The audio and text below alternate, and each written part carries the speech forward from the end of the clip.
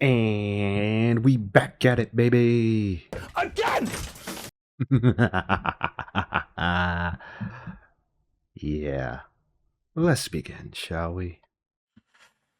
Hey, everybody. What's going on? It's your man, Big Dog here, and welcome to another episode of House.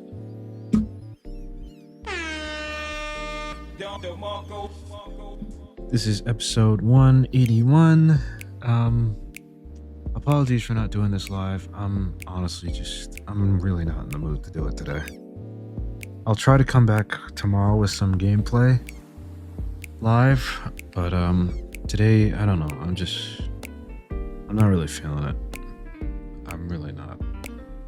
But I do want to record this for you guys so you have something to watch, because you deserve that. So, of course, thank you to everybody that's watching, that joins the streams. Thank you so much. I'm sorry. I'm really sorry. I'm not.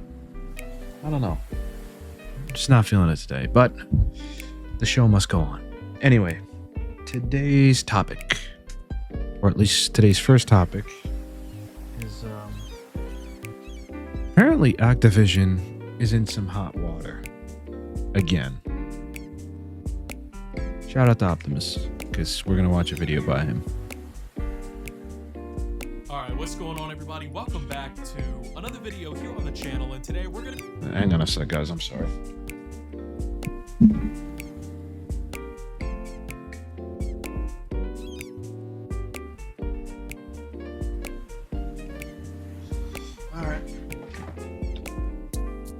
Talking about Activision and their more recent takedown of the H2 multiplayer mod that was extremely hyped up over the last couple of weeks. Now, you may have seen some Call of Duty YouTubers and streamers and whatnot playing this mod because, well, it was supposed to release tomorrow, okay? And obviously, a lot of the community was pretty hyped up. I haven't heard about this, so let me know in the comments if you have, because I didn't until I saw this video.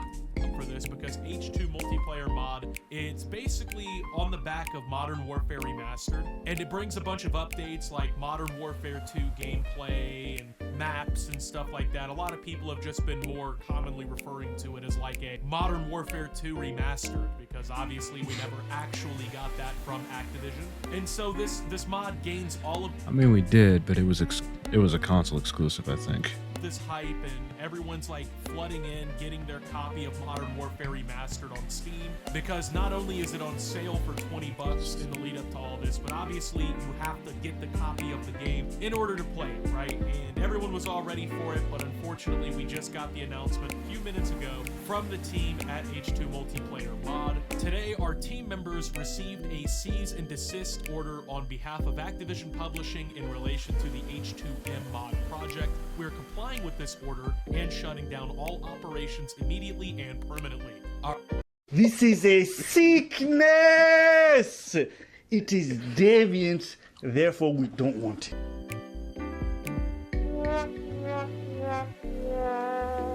You know, the sad thing is, this is not uncommon, unfortunately.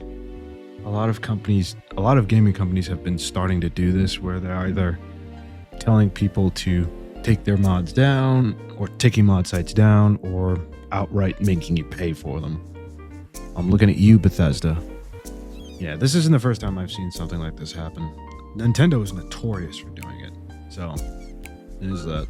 Alright, so pretty sad day in reality for the COD community. Yeah, I'll say. If you've watched any of my videos in the past, you may have noticed me play games like Call of Duty Black Ops 2, Black Ops 1, World at War, Modern Warfare 3, and in the majority of these instances, especially more recently when I play these games, I've had to play them multiplayer-wise through Plutonium, which is another one of these like fan-ran projects where basically all of these mods and these fan projects are being done to preserve the classics, right? We all love the old school Call of Duty games and their gameplay and their weapons and maps. You know, that's the sad thing, is that companies are not doing anything to really preserve their classic games. And it's now up to the fans to do it. And then when the fans do it, then this happens. then companies go after them and say, yeah, you can't do that. And some people want to actually play them, but Activision, they don't really do the work necessary to keep these games alive. And Call of Duty is a yearly franchise, so a lot of these games, obviously, they're more or less gone to time in their original form. And so people in the community do things like this H2 and the other ones that have been, you know, cease and desisted, so that people can continue to play these games and enjoy them, right, along the new generations and whatnot. So that's basically what was happening here. These people were trying to make what people are calling Modern Warfare 2 Remastered. It looked really good, and like I said, it's set to come out tomorrow. Well, Activision hates when fans actually have fun in the Call of Duty community. When people actually do, you know, things, have fun and play these old games, instead of spending money on the new shitty titles and, you know, wasting their time there, Activision gets really mad about that. They get really pissed off. Because they lose sales on the new crap that nobody really likes. Really, these fan projects, they prove a point that people in the Call of Duty community have been trying to make for a while. And it's that if you actually gave us the old games and you gave us the old nostalgic fun of Call of Duty again, people would actually play it and it would stay alive and it'd be fun and it'd be better than all the new Call of Duty games.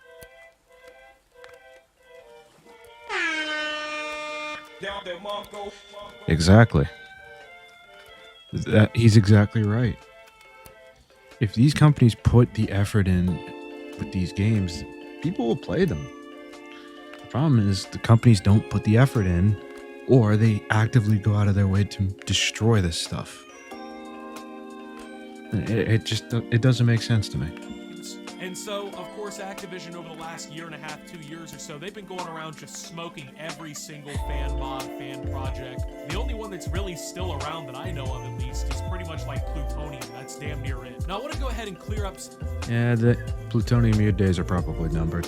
The misconceptions that people might have if they don't really know the backstory here yet. Now, obviously, a lot of us kind of saw this coming or saw it as a possibility. I was kind of like 70-30 on the fact that hopefully this would get through. And of course, like 30% of me knew, like, yeah, Activision's going to be pissed. They're going to try to do what they can to shut this down because it's what they always do. Like I said, they hate it when people actually have fun with Call of Duty, right? So, a couple misconceptions to clear up. Number one, you didn't pirate this game, okay? And I think that's what some people think, right? Like outsiders, they think, oh, people are downloading Call of Duty and then they're modding it or whatever, and it's stealing money from Activision. That's not the case at all. So Activision put Modern Warfare Remastered on sale for $20, and obviously pretty much nobody would buy this unless, of course, H2 was a thing. And so if it was just the normal game, nobody really gives a fuck about the Call of Duty that came out 7 years ago at this point. So they put it on sale. Of course, the sales probably wouldn't be impressive. But of course, with this H2 mod, people actually saw a reason to get the game. You know, they actually saw a reason to give Activision money for an old Call of Duty game. And so what happened was, as this H2 mod gained steam and, you know, it blew up or whatever, the sales for Modern Warfare Remastered were so impressive and gained so much steam that Modern Warfare Remastered suddenly became one of the top-selling games on all of Steam. So a Call of Duty game that nobody gives a fuck about anymore, really, you know, is now one of the top-selling games on Steam, and the entire community is back into it, all because of this fan project. So Activision sold thousands of copies of this game, made all this money from it and everything, and still found a way to get mad about that, still found a way to get upset about that. Now, well, this is what companies do. They're very kind. They're run by people that don't care about the fans. They care about bottom lines. Of course, there's also the misconception, too, that this is somehow stealing from Activision or whatever here, right? Oh, you're stealing their idea with Modern Warfare 2 Remastered. Fans have been asking for Modern Warfare 2 Remastered for like half a decade at this point, and we know from leaks and whatnot that they've worked on the multiplayer for a Modern Warfare 2 Remastered. Shit, I played the original. I'd play it again. I wouldn't mind playing a remaster of Modern Warfare 2. I loved it. It was one of my favorites. But they never released it. And the reason why they never released Modern Warfare 2 Remastered is the same reason we all know that H2 was going to be so successful. Because people actually wanted it. People wanted to play Modern Warfare 2 Remastered. And also they wanted to play it more than they played the new Call of Duty games, you know, where they're selling battle passes and $30 skin bundles and all this other stupid shit, right? And so Activision, they realized, like, damn, our new shit, it's really not hitting like our old shit. And so if we don't do something, this is going to create kind of a conundrum, right? We'll split our fan base up between people who like actual Call of Duty and people who like the new ones. And so they never released it because they were afraid that it would cannibalize their own sales. And so people have been sitting here I mean, it might have, but still. wanting this shit for years upon years, and Activision, they've had the ability to release it and actually make it and do something good, but instead of doing that, all they did was release the campaign remaster and just let everybody else fuck off, basically. And then now that the community stepped in to fill that void, and at the same time made Activision a fucking buttload of money, they found a way to spin that to a negative and to get mad about that. Now, of course, there's the Activision cocksuckers out there who are, of course, just defending them, scraping up every single little piece of fucking dust that they can to cope with. But of course Activision was gonna do this. Why wouldn't they stop this? Well, because it made them a fuck ton of money, it revived one of their dead products, it keeps their community alive, and at the same time, the fans actually get what they want. So, like, I'm not gonna sit here and frame this like Activision is gonna lose big with this, because they did. Yeah, exactly. They're not gonna lose that much. In reality, if they lose anything at all, wins and losses to it for them. But of course, like I said, they don't like it when the community has fun and it's at Activision's expense, right? Like you having fun and you playing and enjoying the games like you used to. Why do that when you can be a cash cow product that they can sell skin bundles to in the newest Call of Duty? And let's be real here, right? Because I didn't buy the last Call of Duty that came out. I played like 5 Neither did I. matches of it for free through Game Pass and never touched the game again because it's fucking bad. It's not good. And let me know in the comments if you think I should invest in Game Pass. I've been thinking about it. so people like me were ready for this. We were hyped up for this just to have Activision rain on the parade once again. So this is a company that like actively does everything in their power to make their fans fucking hate them. This is a company that does everything in their power to ruin all of the good stuff happening for the franchise, all of the excitement for the franchise. Activision is actually irredeemable at this point, in my opinion, right? Now, I agree. I hate to say it, but I agree. Yeah. I would say corporations in general are irredeemable. Some are better than others, but the majority are irredeemable. You know, technically, are they legally within their right to do this? Probably so. Probably, yeah, because of the copyrights and everything, too. But it doesn't do anything to actually create any goodwill or keep your fans interested or, like, actually happy with you. And Correct. Sometimes I feel like when you're in Activision's shoes, you just let the fans have their fun. So here's what I did, and here's what I think virtually every single person should do. So when I tried to load up Modern Warfare Remastered to film some gameplay of the campaign, I ran into this issue. It's like error code 12 or something, where it's like, oh, you have low memory, right? And we can't run the game. Now, obviously, I have enough memory and shit to run the game. It's an issue. There's workarounds supposedly that the community has found. None of them worked for me. So I'm refunding the fucking game. And I actually suggest that you do the same, right? If you purchased a copy of Modern Warfare Remastered recently on Steam in anticipation for this mod, then refund your fucking purchase. Steam has pretty gracious, I would say, refund policies more often than not. I would say, in my opinion, Steam has the best refund policies. Been able to refund games on Steam, especially when you literally can't fuck. Alright, so I think you guys get the point here. It's typical corporation doing something that the fans don't like, and then wondering why they're losing money. So yeah, Activision, you can hold this L.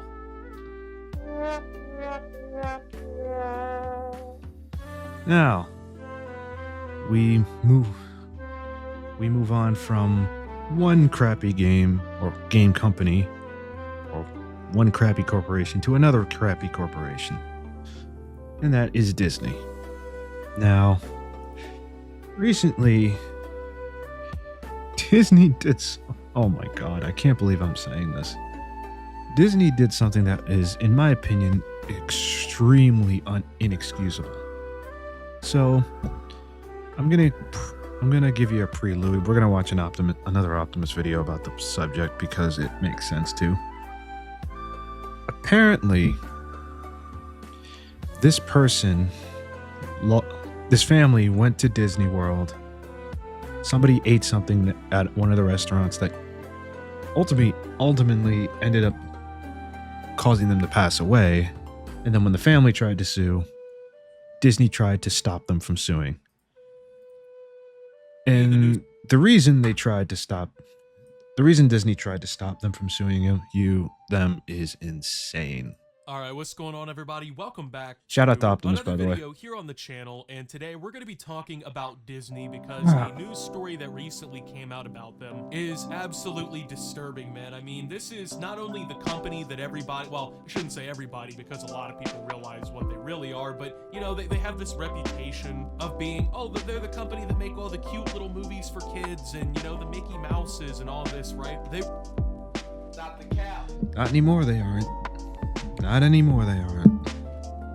Hell, I feel like they've been losing money for a while. All the awesome theme parks and the Disneylands, and everyone loves Disney, right? It's just so magical. Not anymore. It really is more magical, I would say, how they actually think that this is a rightful thing to do. They think this is the best path forward here. I really don't know, but Disney is doing something that can really only be described as something out of like a South Park episode here. So unfortunately, a woman passed away at Disney World after she ate at one of the restaurants on the campus, right? And she ate something that she was allergic to and ended up killing her. And Disney is actually trying to prevent the family from suing them because I guess her husband signed up for a Disney Plus trial a few months before this. I don't know.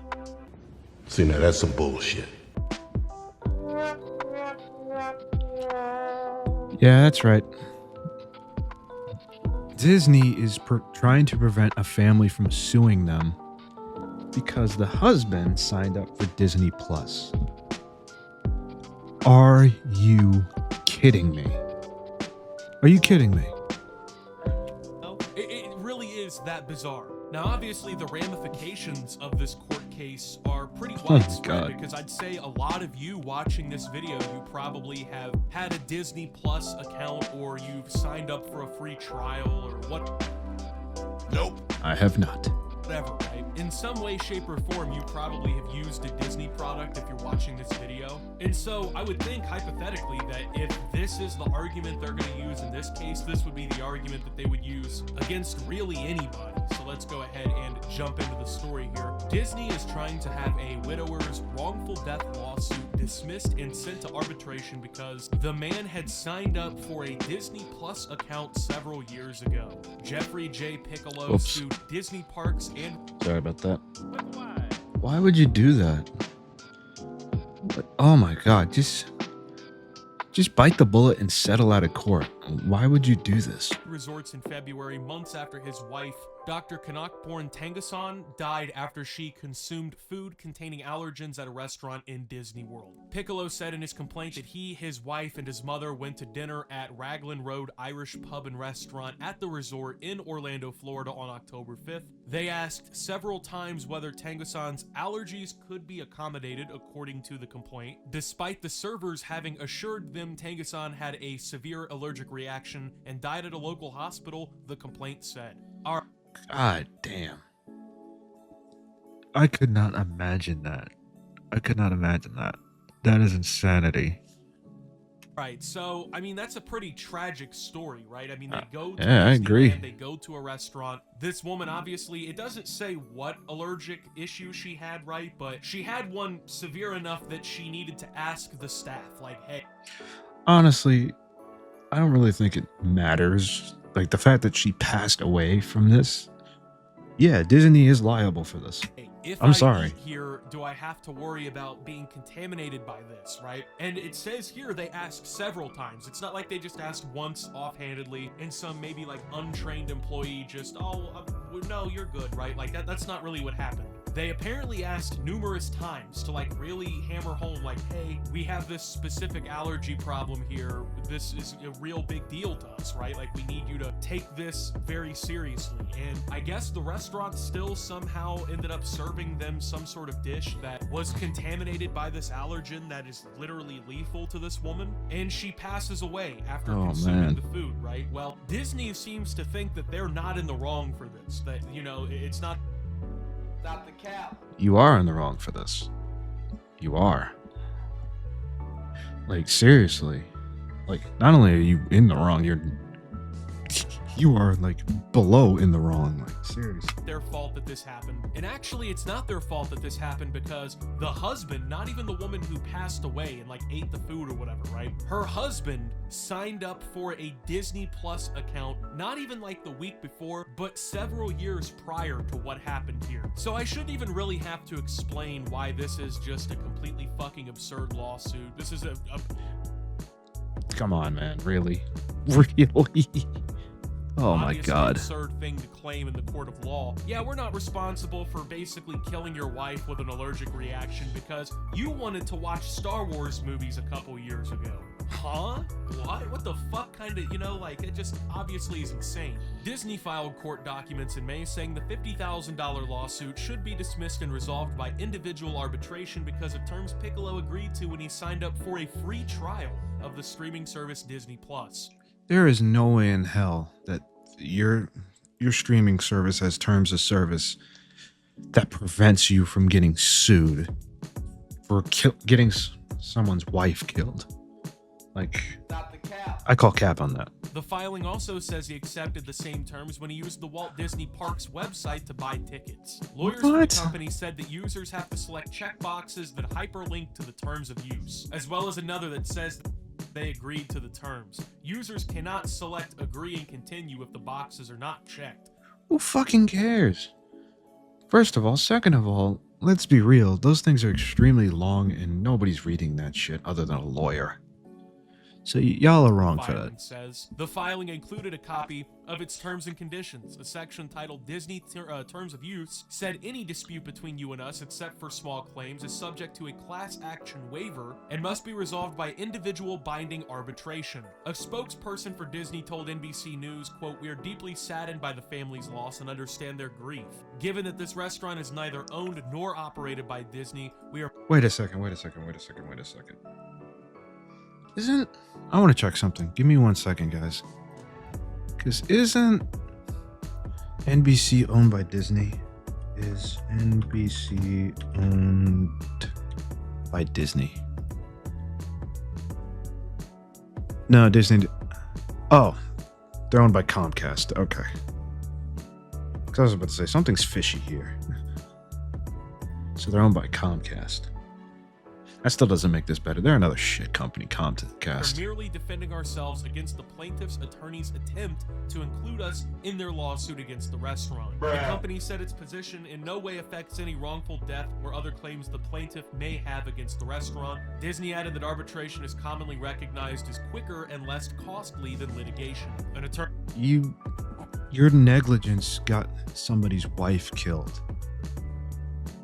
These people have no souls. Not immediately respond to requests for comment. So I want to point out, right? Disney That's is insane. This, like, super huge, multi-billion-dollar global corporate just overlord, right? They own entire networks. They own entire like franchises of movies and TV and stuff, right? Some of the most iconic characters in the history of media. And That's they're true. really willing to just torch even more of their public reputation over a $50,000 lawsuit. I'm telling you, man, these people have no damn soul. It doesn't even make sense to me. Like, this is the salary of a fucking person dancing in one of the Toy Story outfits or whatever, right? At one of the theme parks or whatever, you know? This is nothing I hope he's not right, because that's insane. to them. $50,000 to just, hey, we fucked up. The restaurant at Disney World served somebody who had an allergic reaction. We fucked up. We should review our processes better. We should just get this lawsuit out of the way, right? At least, I hate to say this, but at least get rid of the employee that did this. At the very least, say, hey, we're sorry. We're going to get rid of this person.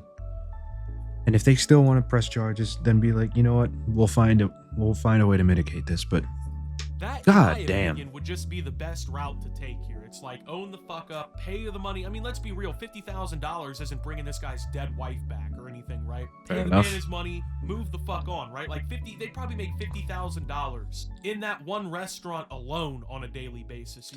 with their parks numbers, I don't know about all that.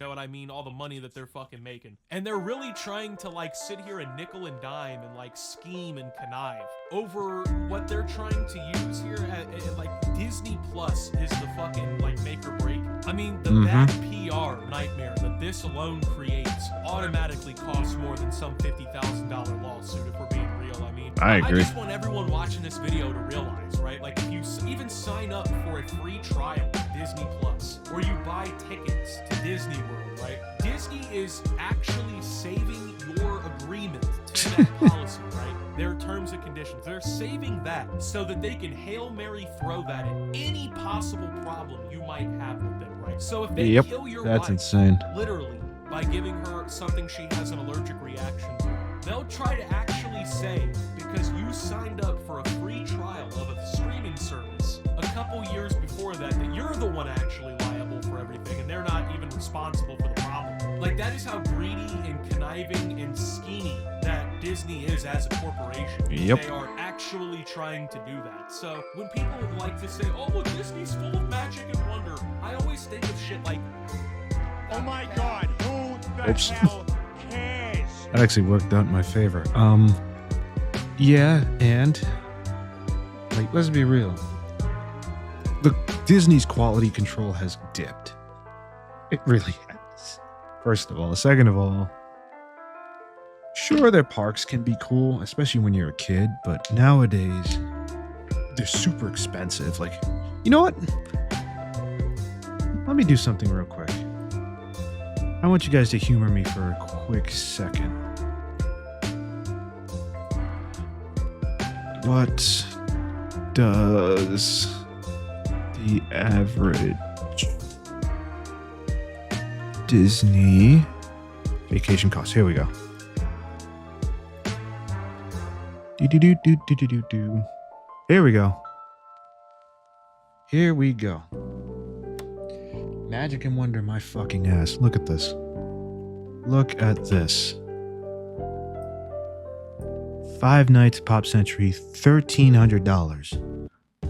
5-day base tickets, $2,600. There we go. Our baseline Disney World vacation for a family of 4, $6,865. Hey, yo, what the fuck?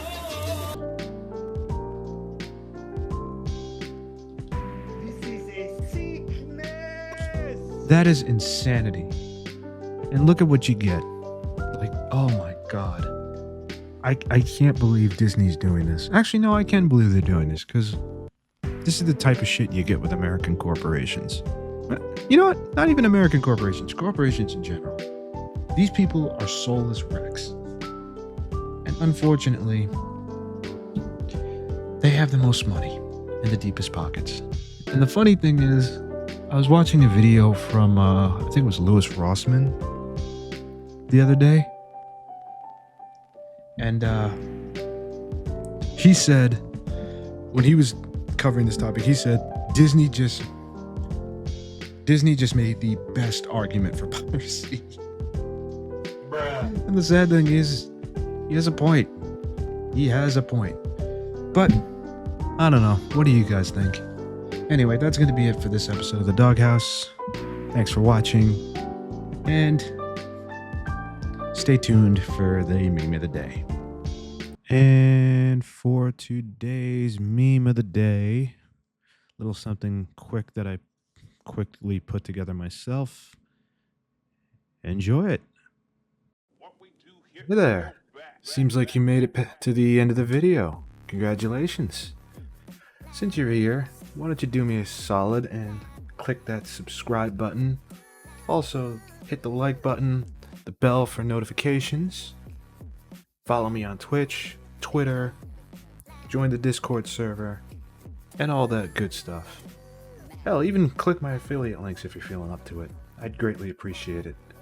Anyway, guys, this has been another episode of The Doghouse. Thank you so much, and I'll see you next time.